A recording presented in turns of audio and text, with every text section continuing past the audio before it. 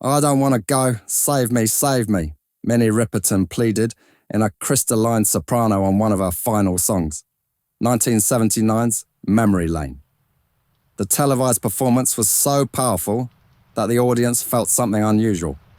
Was the 31-year-old singer foreshadowing her own fate? Just 4 years earlier, Minnie's angelic 5-octave voice had made her a star with a #1 hit, Lovin' You. This blissful lullaby revealed her ethereal whistle register notes to the world. Beyond that seemingly effortless musical sunshine, however, was a woman fighting a private war. Tragically, it was a war she was destined to lose. This is the story of how Minnie Riperton soared, and just as she made it, was torn apart by her own body. Welcome to Rock and Roll Mysteries.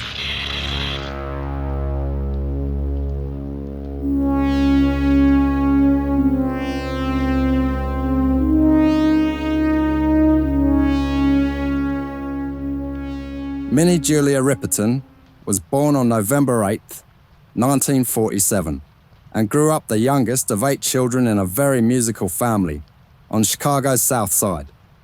Her father worked as a Pullman porter on the railroad, which was considered very much a solid, respectable job in the black community back then. And both parents nurtured Minnie's artistic talents from an early age.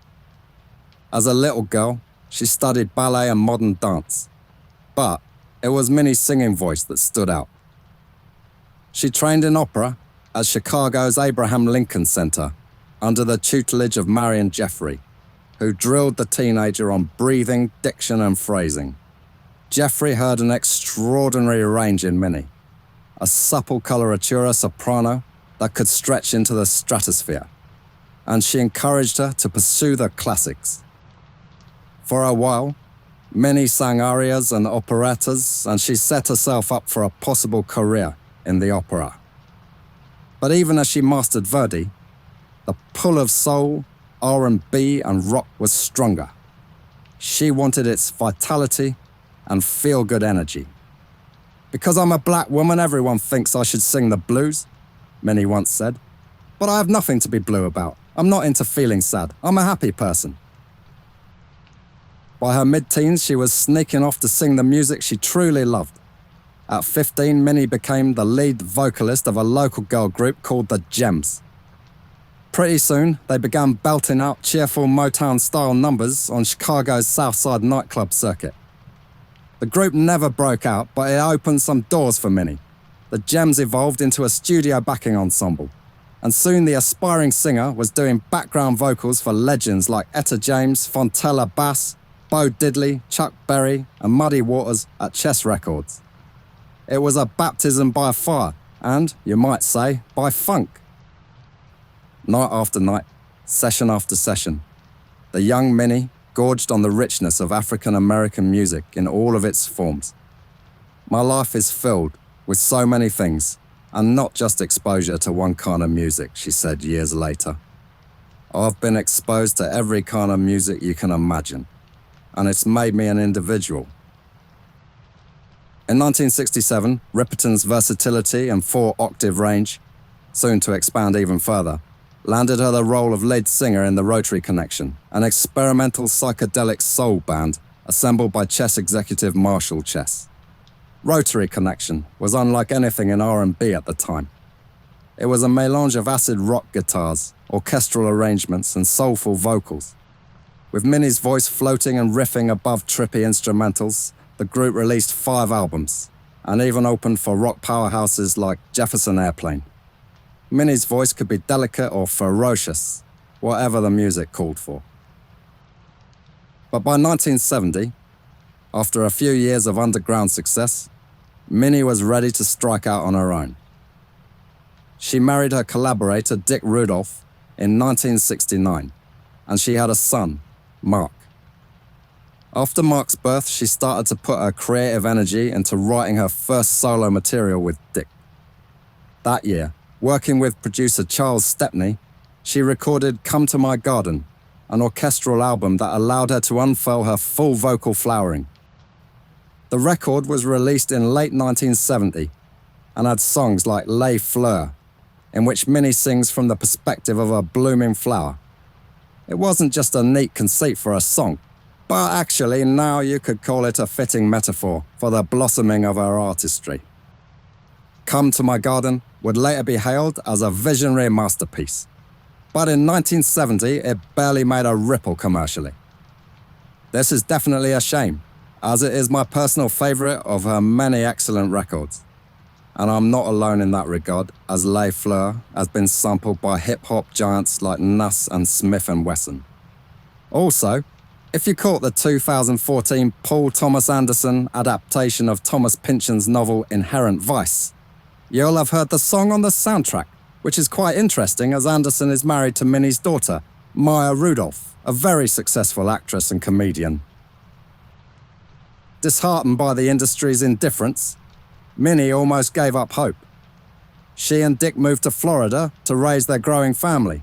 Maya was born in 1972, and for a moment, Minnie considered leaving music behind for good. So Minnie might have remained an unsung secret, loved by insiders but totally unknown to the wider world, if fate hadn't intervened. In 1973, an intern at Epic Records was blown away by the voice he heard singing on a demo track titled Seeing You This Way. The intern realised it was probably the same Minnie Riperton from Rotary Connection, and so he literally drove through the Florida swamps to find her. He tracked Minnie and Dick down in Gainesville and begged Minnie to give up her life as a homemaker and sign a deal with Epic Records. She was flattered and thrilled at this unlikely chance. The couple relocated to Los Angeles for a second shot at stardom. This time, Riperton was determined to make an album that showed all the elements of a musical identity. When Epic asked whom she'd like to produce her next record, Minnie swung for the fences. She wanted Stevie Wonder, the era's reigning musical genius and one of her own heroes. To everyone's surprise, Stevie Wonder said yes. In the summer of 1974, Wonder secretly co-produced Minnie's album, Perfect Angel, under the pseudonym El Toro Negro to avoid conflicts with his Motown contract. The sessions were fun and liberating for everyone.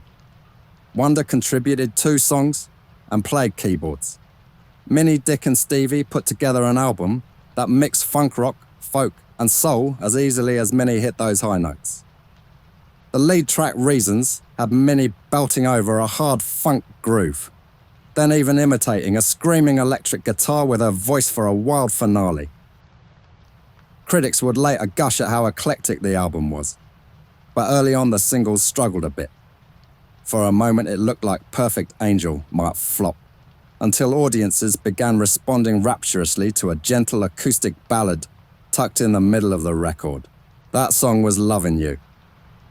The song was in fact originally improvised as a lullaby to soothe baby Maya in the studio, but it had potential and made it onto the album. Lovin' You was as minimalist as a pop song could be. Just a Rhodes electric piano's soft chords, an acoustic guitar, chirping birds and Riperton's fluttering vocals, cascading like a waterfall of light, flowing through your mind. Epic Records executives were skeptical about the track's potential. It was too soft, too different from how black female singers were being marketed at that time. But Minnie and Dick insisted putting it out as a single and they got their way. They even left a rather cute touch in the final mix. As the song fades, Riperton can be heard singing Maya, Maya, Maya in devotion to her daughter. Released as a single in early 1975, Lovin' You became an international smash, hitting number 1 on the Billboard Hot 100 and charting high in the UK and across Europe. Listeners were spellbound by the song's simplicity, and by that note, the now famous moment when Riperton leaps into a whistle register, holding a crystal clear high F sharp that seemed to ring on forever. In an era of big soul belters, Minnie's approach felt intimate and kind of otherworldly. As one writer said, her tone was, quote, angelically sweet, but there was a fiery element there. Not to mention that famous whistle register paired with perfect enunciation. The album rode the single's success to gold status and spent 47 weeks on the US charts. Virtually overnight, at age 27, Minnie Riperton was catapulted to stardom. Fame agreed with Minnie, but she refused to be typecast as the demure songbird of Lovin' You. Later in 1975, she released Adventures in Paradise. This was an album that showed off a much sultrier and sexier side. Its standout track, Inside My Love, was a strings-laden slow jam with lyrics so brazen in their eroticism that some radio stations flat out banned the song. She does literally repeat, "Will you come inside me? Won't you come inside me?" through the song, so no one could accuse her of being overly subtle. Minnie delivered the risque lines in such a honeyed, pure voice, though, that you could certainly see a duality. Was it a hymn or a seduction, as one critic asked? Later on, Quentin Tarantino would deploy the song as both in his film Jackie Brown. In truth, Adventures in Paradise was Minnie testing the waters, experimenting and proving she was no one-hit lightweight. It didn't produce another chart-topping single, but Minnie remained in demand on television and concert stages. Her live performances wowed audiences, who discovered that the sweet-faced young woman with the flower in her hair could summon tornado-force power on stage when she wanted. She would sing her gentle ballads with eyes closed, one hand to her headphone in trademark style, then sashay into an upbeat funk tune, her voice swirling up and down the scale like a kite on the wind. Minnie wasn't only brilliant and desirable, she was also very funny. She would have to depend on her sense of humour in the whirligig of mid-70s fame. In one rather ridiculous 1975 incident, while filming a TV commercial to promote Adventures in Paradise, she was asked to pose with a live lion to embody the album's safari theme. The lion, perhaps enticed by Minnie's floral perfume, suddenly pounced on her during the shoot, pinning the petite singer to the ground. Onlookers gasped, but Minnie emerged unhurt and unruffled. Appearing on Sammy Davis Jr.'s talk show soon after, she laughed off the scare. "It did freak me out," she admitted, "but the film clips showed her handling the big cat with remarkable calm." Fellow guest Richard Pryor quipped that she's so sweet the lion wouldn't eat her. The studio were the ones roaring now, but with laughter. And the anecdote only burnished Minnie's image as a fearless free spirit. By 1976, Minnie had released a third post-fame album, the dance-friendly Stay in Love, and grown her reputation as a singer's singer. She even toured as part of Stevie Wonder's backing ensemble Wonderlove. But behind the scenes, her career had begun to plateau. None of her albums after Perfect Angel matched its commercial success. She was entangled in an industry often unsure how to market her. Was she an R&B diva, a pop balladeer, a jazz stylist? No one seemed to know. Minnie felt increasingly mislabeled and misunderstood. "I didn't want to be swallowed up," which is kind of what happened at CBS, Minnie later said of this period, with CBS being Epic's parent company. Ever the artist, she kept experimenting with new sounds, even as record executives pressured her to churn out another Lovin' You. Little did they know that a far graver challenge was about to overshadow any music industry politics in Minnie's life. Minnie Riperton's greatest struggle arrived suddenly, without warning, at a time when everything else seemed under control. In January 1976, just a year after her first #1 hit, the 28-year-old noticed a lump in her right breast. The diagnosis was devastating. Breast cancer, and not in its early stages. In April, she underwent a radical mastectomy to remove her breast, hoping to halt the disease's spread. But doctors delivered another piece of terrible news. The cancer had already metastasized, and they estimated she had perhaps half a year left to live. For a young mother of 2 and a rising star, it was almost unthinkable news. Minnie and Dick made a conscious decision. They would meet this challenge with openness and optimism. At a time when cancer was discussed in whispers, Minnie went public with her illness. She refused to hide behind euphemisms. She did not, however, reveal its full severity. Only her closest family knew her prognosis was terminal. I hope that by sharing, I have somehow made it easier for people to live with a similar experience, she said quietly after her surgery. True to her word, Minnie became one of the first celebrities to openly speak about breast cancer, and this helped bring the disease out of the shadows. In interviews and TV appearances, she would candidly discuss her mastectomy, at one point even saying that losing a breast was, quote, no big deal compared to losing one's life. It sounds obvious, but often fear of mastectomy has caused women to put off surgery. Minnie urged women not to be afraid of treatment. Her calm, grounded candor helped demystify cancer for many Americans, especially women. It also transformed Minnie's public image.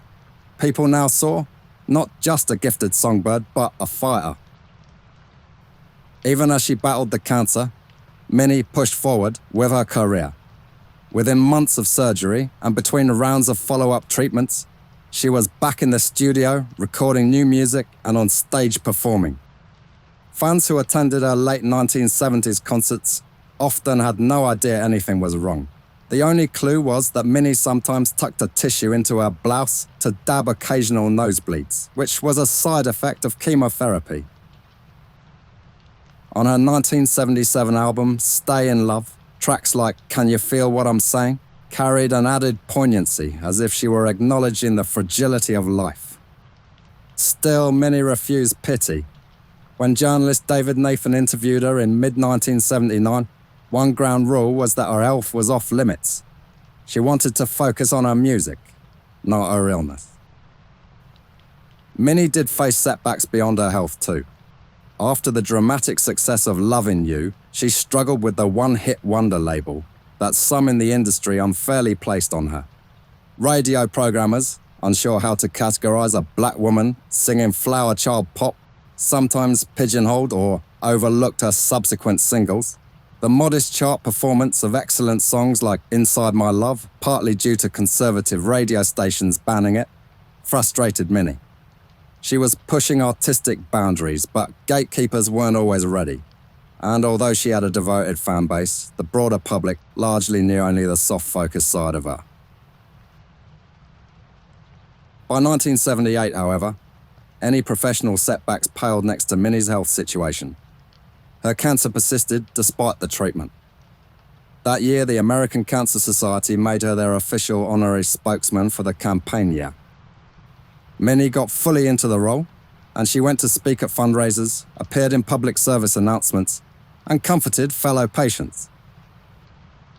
President Jimmy Carter invited her to the White House to present her with the American Cancer Society's Courage Award. Standing in the cabinet room, President Carter praised Minnie's willingness to share her story, calling it inspirational to us all. Minnie accepted the plaque on behalf of cancer patients everywhere. It was a rare honor for a pop singer, and it was also a sign that her influence reached well beyond music by now. As this was going on, Minnie left Epic and signed with Capitol Records. She felt Epic hadn't known how to handle her, and Capitol promised her a fresh start and stronger support. I feel there are only a few record labels that really could see the direction I wanted to take my music. And I think in Capitol, we found people who have an appreciation of my talent. I didn't want to be swallowed up again, Minnie explained in mid-1979. The move to Capitol also reunited her with mentor Freddie Beckmeyer and engineer Henry Louis, who was known for working with Joni Mitchell. These two helped Minnie put together what would be her final album. She had to fight through bouts of exhaustion and pain, but Minnie threw herself into the project.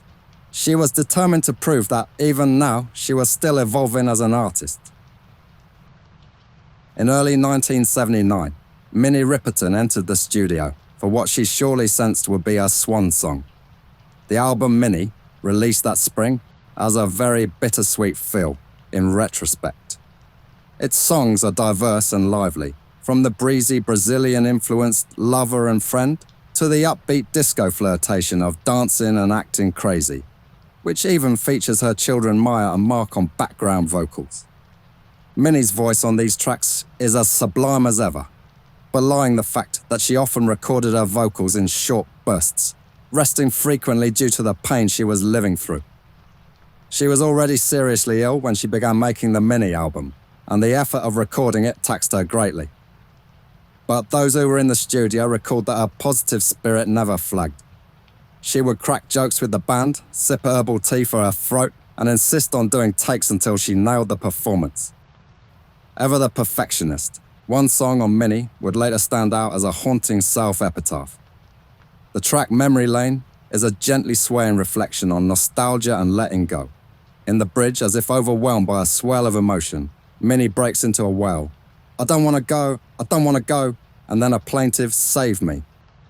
It's a gut-wrenching moment in an otherwise mellow tune.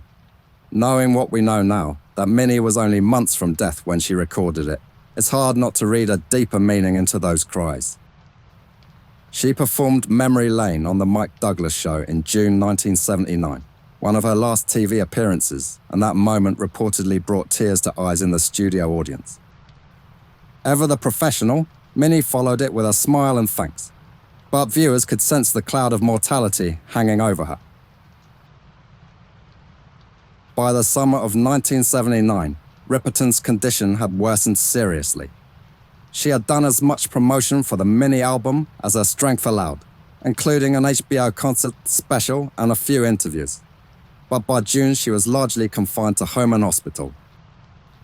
On July 12, 1979, Minnie Riperton died of breast cancer at Cedars-Sinai Medical Center in Los Angeles. Her husband Dick was at her side, cradling her as she took her final breath. The music world and fans around the globe were stunned. It seemed cruel and baffling that a voice so full of life, a presence so radiant and loving, could be silent so soon. Minnie was 31 years old. Her daughter Maya was only 7. Son Mark was 11. Tributes poured in from fellow musicians. That autumn, Stevie Wonder led an emotional tribute on Soul Train, tears in his eyes as he sang an a cappella version of Lovin' You, in honor of the friend he called his perfect angel. And in a final act of artistry from beyond the grave, Minnie's team pieced together studio outtakes and unfinished vocals she had left behind, enlisting star friends to contribute. The resulting album, 1980's Love Lives Forever, featured the likes of Roberta Flack, George Benson, and Michael Jackson, joining Minnie's posthumous recordings. Fittingly, Minnie's epitaph is carved with a line from the song that defined her. On her modest headstone in Westwood Memorial Park reads the inscription, "Lovin' you is easy 'cause you're beautiful." It's hard to imagine a more apt summation of how she lived and what she gave. Her voice and her spirit were things of beauty, freely shared with the world, and she faced death with the same grace and openness with which she approached life. More than 4 decades after her passing, Minnie's legacy has exploded in ways even she might never have imagined. Perhaps her most obvious influence is heard whenever a singer hits an impossibly high whistle note. Superstars like Mariah Carey have openly acknowledged their debt to Minnie's example. In fact, Mariah's signature song, Emotions, and many of her whistle register acrobatics are spiritual descendants of Minnie's trailblazing vocal flights. Carey even titled a 2009 album Memoirs of an Imperfect Angel. Of course, a little wink to Riperton's Perfect Angel, and they even had similar cover art. The lineage of the whistle register queens, from Mariah to today's Ariana Grande, traces straight back to Riperton, exploring those upper realms of the human voice. But Minnie's impact goes beyond the technical wow of hitting high notes. She helped expand the possibilities for black female artists to defy genre boxes. In an era when record labels often wanted black singers to stick to R&B or gospel, Minnie sang whatever moved her, be it a classical-sounding art song like Les Fleurs or a breezy pop tune like Lovin' You. This willingness to blend styles has been cited by neo-soul and alternative R&B artists as an inspiration.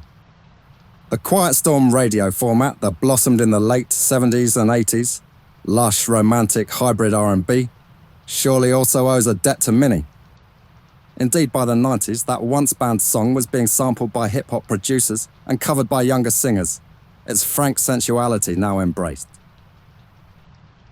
Minnie's personal courage was also influential. She is remembered as a symbol of strength in the face of terminal illness. The openness she brought to discussing breast cancer helped pave the way for the many celebrity health advocates who followed. Every October during breast cancer awareness campaigns, Minnie's name inevitably comes up as a pioneer who humanized the disease. In 2020, the American Cancer Society posthumously honored her in a retrospective, noting that Minnie was one of the first public figures who decided to speak more openly about facing the disease, and that her grounded candor did so much to take the fearful secrecy out of breast cancer. Of course, for millions of fans, it is the music that remains front and center. Lovin' You is immortal. It plays on in weddings and movies and mixtapes, instantly recognizable from its opening coos and bird chirps.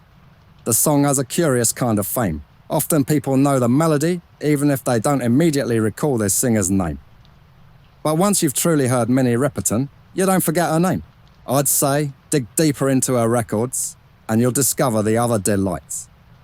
The jazzy finesse of Inside My Love, the pastoral glow of Les Fleurs, the groove of Young, Willing and Able, or the heartbreak of Memory Lane are only the beginning. And each song is delivered with that golden voice. In recent years, Minnie's work has been reissued and celebrated anew. Maya often says that people feel a personal connection to her mum. They'll say, "Your mother's music helped me through a tough time," or "I fell in love to loving you," she said in one interview. The outpouring of love that still surrounds Minnie Riperton is something her family treasures. She was also a mother who balanced touring with tucking her kids in at night, a collaborator who loved a good jam session with her band, a goofball who once had a pie fight in a recording studio to diffuse tension, and a warrior who, when faced with death, chose to spend her remaining days putting a bit of light and hope out into the world. In one of her last interviews, Minnie reflected on her career simply, "My life is filled with so many things. I've been exposed to every kind of music, and it's made me an individual." Well, that's all I've got on the rather sublime Minnie Riperton. I hope you enjoyed this one. If you did, then please consider giving the video a like and subscribing, which lets YouTube know I'm doing all right. So do feel free to drop me any suggestions or questions. I love a chat in the comments. I hope you'll be back next week when I've got an absolutely bonkers musical murder mystery for you. Meanwhile, have a gander at the new membership scheme. I'll be very glad of any support you feel you can give me at this early stage. Until then, I've been Chester. See you on the other side.